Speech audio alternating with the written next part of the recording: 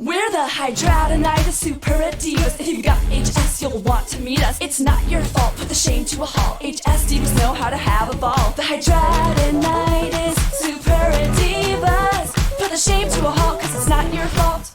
Hey guys, it's Brinley with the Hydradenitis Super Divas. Thank you for joining us for this episode of Season 2. Just a heads up, if you are watching on YouTube, you will not see any video of the hosts. Unfortunately, the recording was stuck on time-lapse, which is not super helpful. So we do have all of the video of the guest who was on Zoom. That's perfect. If you're not watching on YouTube, this has zero bearing on you at all. Everything will still run just as it should. So just a heads up that, again, we won't have any video of the host, but we hope you enjoy the episode. Thanks. What's up, you guys? Welcome back to another episode of Hydradenitis Super Divas. I am so excited that we're here today. We are going to be talking about how to start your advocating journey or influencing journey when it comes to HS, if you have HS, if you're a parent of somebody who has HS, if you both got HS, whatever it may be. If you don't have it and you just feel a bunch of compassion for us and you want to make an account, I mean, we're not going to stop you. So, yes, we're here with Brinley and Mahala. I think it's very important to say that we all have our own kind of like niche and way that we advocate. My journey started, I want to say, like a couple of years ago. A lot of you guys know me. I was Sid17, that's where I started posting about my HS, and I simply started posting because I was already doing, kind of like a business on the internet, and I felt like I was being so fake one day. I just woke up and I was like, I keep like positioning my photos, and I was posting like weight loss pictures, and it felt like I couldn't show specific versions of myself because of my HS, and one day I just felt like I'm not going to keep burdening myself and hiding, and I'm just gonna make a TikTok about it. And I wish I could say that my whole life changed from that one TikTok. The very first photo I actually posted about my HS, I quickly deleted 20 minutes later because it got a whopping 0 likes. And so I say that just to show you guys that it is an uphill journey. Some days it does very much so feel like a battle that you're battling on top of your HS, but I would not take my advocating journey, I wouldn't swap it for anybody else's. So all that to say, accounts deleted later, 2 years later, here we are. Social Sid has been kind of like something that has grown not on just me, but so many other people, and I've been able to help so many people, not by knowing everything about HS, not by being, the most educated and things like that, simply by just sharing my journey and being transparent, not only about the highs, but those lows too. So that's where I started, and that's how I got here. Brinley, what about you? Denise used to do all of our social media for HS Connect, and then as soon as she retired, I didn't realize how much work she put into that, and I'm not a huge social media fan. So it was a bit harder for me because it's not really my gig, and so I struggled with that until I met Sid at the Beautify HS project, and then I don't know how we became instant friends, and then she took over doing all of HS Connect social media, so that was a huge relief for me because it's just not the way that I'm gifted, and I want to spend my time and energy where I can make the most impact, and that's not it. But Sid can take what impact we need to make and make that impact through her platform, our platform, so I'm super glad to not be doing it. It's a huge weight lifted off of my shoulders.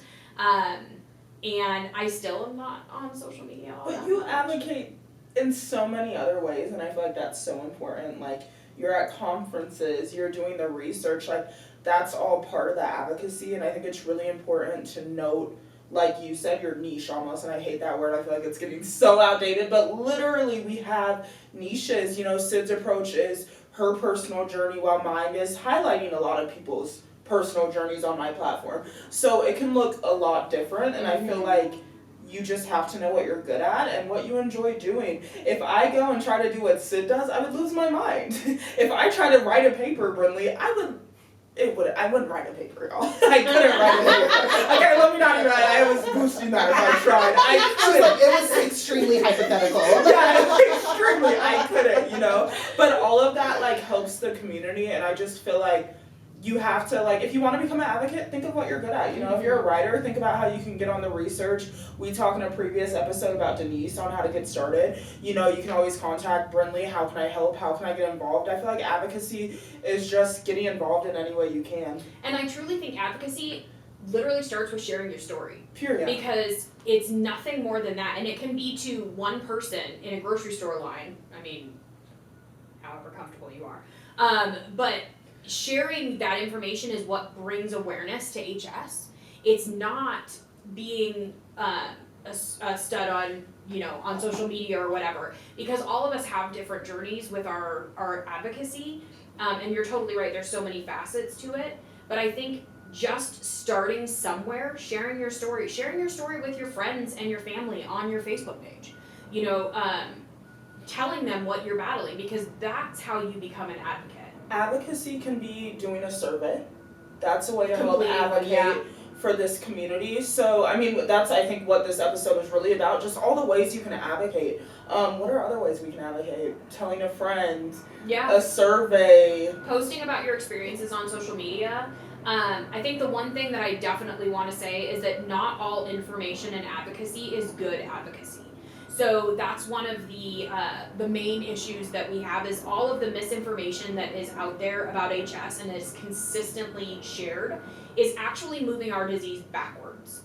So it's extremely important that if you want to become an advocate and you want to speak out more about HS, that you are actually informed. Dr. Google's is not where to go. Do not go to Dr. Google's. You know, come to a place like HS Connect where you can get actual information that's science-backed. We work with the HS Foundation. We work with a ton of different dermatologists. We have our hand in multiple pots. But do not take the bad, old, antiquated information that is no longer valid and spread that, because that is actually doing the opposite of what we're trying to do. And I'm not blaming anyone for having the wrong information. The problem is that wrong information is so readily available right now.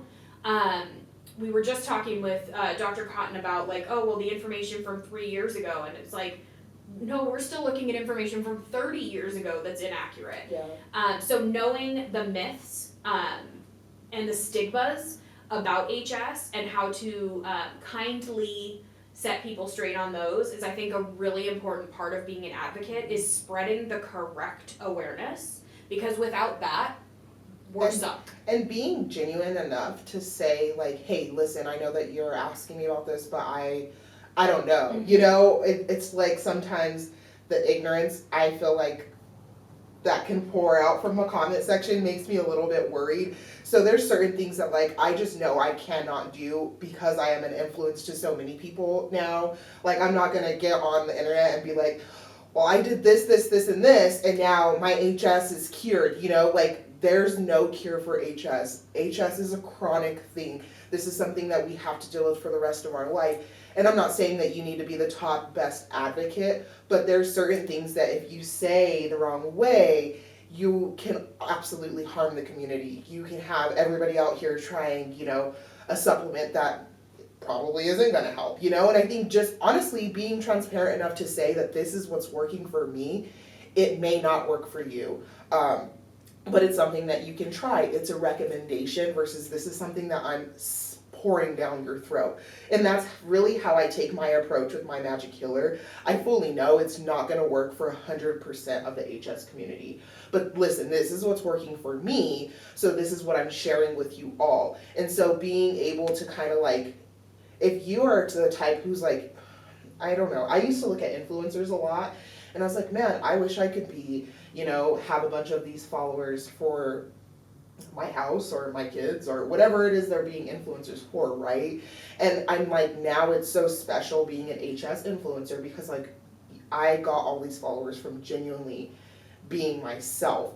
And a lot of it comes from, like, the struggle and sharing those moments of those lows. So I don't feel like I'm faking anymore, you know? And it's like telling your story is a huge part of that. Like I said, I did network marketing before, and so I would get on these team trainings all the time, and you hear all of these people telling their stories, and I'm like, they do hold so much weight. But I'm like, I'm hiding a critical, crucial part of my story, a big part of who I am. And I just felt so free when I let that go. And so it does help not only just yourself, but like now my sisters know more. Like if I used to be called like the flaky friend and the flaky sister, but now because I'm open about my HS journey, they know that like, oh no, she maybe is just going through a flare or times are hard. So you're also giving people who know you and love you perspective into your everyday life and what you're going through. And sometimes that's all that they need to see. Like I don't have the ability or the comfortability to go and like talk to my whole family about HS. But I'm like, you can go follow me on social media, you know what I mean? So in a way, it's kind of just like a diary for me, video wise, that I share with other people, and it could be that for you too.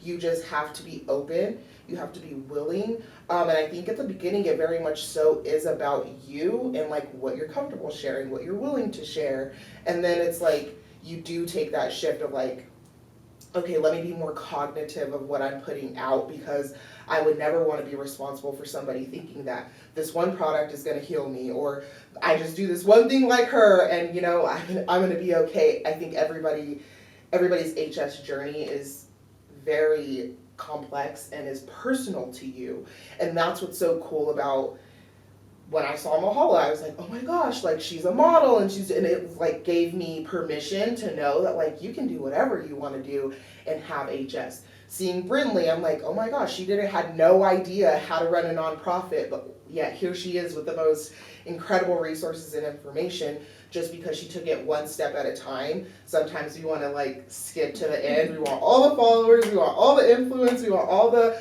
opportunities. But it's just making a decision one day, one step, one thing at a time, and then eventually you look back and you see how far your journey has come. Yeah, and there are so many parts of advocacy, like we had talked about, like participating in surveys, participating in clinical trials, or learning more about clinical trials, and helping to demystify what that looks like for other people, because we can't continue on the path that we're on with as many medications as are being looked into for HS right now without people to run through clinical trials, right? And so that's a form of advocacy. Sharing a post is a form of advocacy. Yes. You know, going on a platform that is spreading accurate information and simply sharing that to your story is a form of advocacy. You know, my sisters are great at that. Maybe y'all's family is now too, but you know, my sisters repost HS stuff. Now they're hitting their own audiences. So it's not linear. There's not one way to be an advocate. But I think it's just really important to know it is a responsibility. I love that Sid brought that up. Being an advocate, you are, because we're in a health field and we're talking about a health, an issue, a disease that is literally causing people's lives to change, you do need to be very careful about the information you're putting out. Yeah, and you can't, because everyone's journey is so different and triggers are different, and it's very, very important to be respectful of that about other people, because, you know, maybe going AIP worked for you, and that's absolutely wonderful, and we're not discouraging you from telling people that, but telling someone that it's going to work for them can be very dangerous. Because what happens is you have to consider the mental state of people, and you don't know those people. You don't know what their mental state is. Yeah. A lot of times people are in really desperate situations in HS with how much pain that they're in. And if you're over here telling them, if you change your diet or your lifestyle in this way, and then you can expect to have the same results they do, but nothing happens for them because food wasn't a trigger for them, they're now devastated, because they feel like they've been told something that isn't the case. So you really, really have to be careful with the way things are worded, and that you can, like Sid said, speak from your own experience that this is what works, but you cannot tell someone that it will work for them, because it's not necessarily the case. So we have to be really, really careful with that. And again, not knowing what people have tried or what mental state they're in when you're giving your advice is another thing to be very, very conscientious of. Being an advocate is not always easy. A lot of people do not, people don't flock to good information, okay? People love bad information, and I do not know why. If I would pay someone $100 right now if they could tell me that. Okay, I'd pay you more, but I don't understand it. It doesn't make sense to me personally. I want good information. I want to empower myself and empower other people with good information. But that's one of the biggest struggles that we face in advocating, is all of the misinformation and then trying really hard to help people understand what the accurate information is, you get a lot of pushback on that. Yeah, and it's like, if you knew better, you would do better. Right. Brinley has really tried to develop me to have the tougher skin to be like, you have to tell people in your comments, like sometimes you do have to correct them. You don't have to be like, oh my gosh, you're wrong, don't be commenting negative stuff on my post, you know? But it's somebody being like, oh my gosh, those are just boils. And it's like, no, actually these are boil-like abscesses and this is HS. This is not just, you know, boils. And before I would just let a comment be a comment, you know, but I'm like, no, other people are seeing these comments and it's like my job to, if I see it, to correct it. And it's like, we ain't in this business to people please, okay? You cannot be an influencer or an advocate and live to people please. It's something, it'll be one of the first things the Lord starts to work on you with, because it's like you have to develop that tough skin to be able to say, listen, like, no, you're not gonna tell me that, like, this is because I'm dirty, or just it's sometimes it's just the people in the comments who think that they know best, but like I said, if they knew better, they would do better, and sometimes you're that person sent to educate them in that time. Yeah, and I think the tough skin part that you were talking about too also comes when you're sharing like your own journey, that some people are real assholes. There are a lot of jerks out there that will make really hurtful comments, especially when you're sharing like abscess photos or videos of your actual abscesses and what's going on, and it makes people not want to share their journey because you feel so like judged. And but you have to remember that that's part of what we're doing is informing people. So you're taking someone who's never seen something like that, who's making a negative comment, and potentially commenting back to them like, no, actually, you know, and correcting the information, which is an empowering thing for an HS patient. Yeah. To finally get a chance to set the record straight. Or to delete those comments because they're not necessary. Yeah. And thank you, sir, no one asked for your fucking opinion. Yeah. So I think that it can be a very difficult journey. So I do not want to sugarcoat it Yeah. and make it sound like it's sunshine and rainbows, because it isn't. It's a lot of work if you want to truly be an advocate. And transparently, it's a lot of work for free, you guys. It's And emotional I labor. don't want to make this about how hard it is for us, you know, because we're so grateful in work, but you'll see on another podcast, I have a whole breakdown about just how much it is. You know, we're really choosing to do this essentially for free, you know. We're choosing to try to make a difference within this community for zero pay. So please also understand that we're human, and if you get on this road, you're doing a lot of work to make a difference, and that's why we do it, but it's a lot, you know. And emotionally, you know, you have to, it's not just thick skin, your mental health has to be. And it's okay to, like, there's so many gurus online that will tell you how to live your life, personal development, how to run a business online. And at the end of the day, you guys, nobody's gonna know you better than you. No doctor, no dermatologist, no guru on social media, no mentor. You genuinely know yourself. Like my pastor tells me, he's like, know yourself so you can know yourself. I'm like, okay, preach.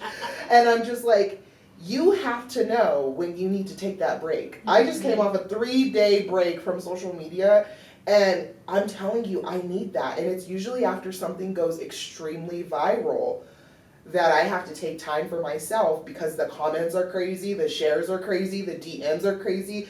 And once your video starts reaching that amount of people, it's not all going to be great, you know? There are those negative people. And if you're only consuming that day in, day out, you're not going to be okay. And I'm saying that strictly from the point of, like, of course, experience, but just like Brinley just said, people could be absolutely mean because it's the internet and they don't know you in real life. And so you can take that extremely personal, or you could take a break. You know, or you could do both. And sometimes I need to do both. And I think there's nothing wrong with saying, like, hey, social media is my full-time gig, but I'm not on there every day, all day, for my mental health's sake. And I think so many people get it misconstrued. They think influencers or advocates are like, they're just scrolling all day, wasting their time, liking pictures, posting pictures. And I'm like, it's not that. And I can't even be on the internet like that, because I'm like, it's just like, it's unhealthy. So I'm like, post your journey, do your thing, stay in your lane, and just please understand and know that's okay. And just like they said, there's other forms of advocacy. Like Some of you guys have gone to college for business, or you've gone, you know, to college and you like to write papers, and like, you can channel that into the HS work. And so you just kind of like pivot, you know, and figure out a way to make that work for you and whatever that looks like. Graphic designers, hit me up. Yeah, we need one of those. Yep, somebody to help us with that. I mean, doing little things like that behind the scenes, having something that you are good at, that you can offer your services. We often get people who come to us and say like, well, I just want to advocate. And truly, I don't have a program for people to advocate or like to do a boot camp or anything like that right now. I don't have the bandwidth because most of my work is done behind the scenes. So I am writing grant requests. I'm, you know, trying to get money for programs so that we can keep programs and education happening. So, you know, if you're a grant writer and you want to devote a little bit of extra time to help us write a grant, hit me up. I mean, those are the kinds of things that we need. So if you want to do something in advocacy too, like coming with an idea of how you could potentially help and what, you know, role you could play would be very, very helpful. Yeah. Because transparently, you guys message us, you want to do it, but we don't have much to do with that. I mean, if I'm being transparent, what does that look like for you, you know? It's so different for the three of us, but hit Brinley up on hsconnect.org. You know, we're always looking for people to collaborate. Brinley's huge on trying to hire or at least work with people with HS. I think for the most part, all of our platforms, we want it to be for us, made for us, etc. So, yeah. Yeah, I think it's, coming with an idea is half the battle for us. Yeah. I mean, you wouldn't go into a job and be like, I want a job. You know, you would I'm here to apply. you would act accordingly. Yeah. You would either be like, what steps do I need to do to, you know, secure this, or you would go and you would fill out a job application, or if you're gung-ho, you would have that resume printed and you would go in there and you would be bold and be like, listen, like, here's my resume, this is what I'm looking for, this is what I bring to the table, because this is what I really want to do. And I'm not saying like, send me your resume, but I'm saying, send us your resume. Like, you know, there's so little we could do with the DM that says, hey, I want to do what you do. And I'm like, go post a video, girl, do this. And nobody's stopping you. But when it comes to like being more in the community and seeing what we are doing behind the scenes, yes, please send in your just one up, okay? Doesn't have to be too fancy. And let us know what it is that you can bring to the table to help us move HS forward, of course. We all have a voice, we all have HS. What are you going to say with your voice? What are you going to do with your HS? You know, that's up to you to figure out, but there are so many ways to get involved and start brainstorming about what you want to do, what that looks like for you, you know? Yeah, and I think the first thing to do, like the starting point would be to educate yourself. Period. So we did record an HS Advocate Boot Camp. It's about an hour long. It goes through a lot of the myths and stigmas about HS and kind of gives the correct information. So I think that's a great place to start. And you can email me or hit the contact us section on HS Connect. That all comes to me anyway. And I'd be happy to send it to you. And I think that's a really, really good starting point so that when you start, if your gig is to make videos or do whatever, you're coming from a more educated standpoint about HS. And that's the kind of information that we need spread so that we can continue to move HS forward, to show up, to validate, educate, and empower our community, because we can't do that with the wrong information. And so that's kind of like the starting point, the crux of all of that is getting that correct information out there. Absolutely. Yeah. Well, thank you guys so much for tuning in to another episode of Hydrodenitis Super Divas, and we can't wait to see our advocacy journey. We're the Hydrodenitis Super Divas. If you've got HS, you'll want to meet us. It's not your fault, put the shame to a halt. HS divas know how to have a ball. The Hydrodenitis Super Divas. Put the shame to a halt, cause it's not your fault.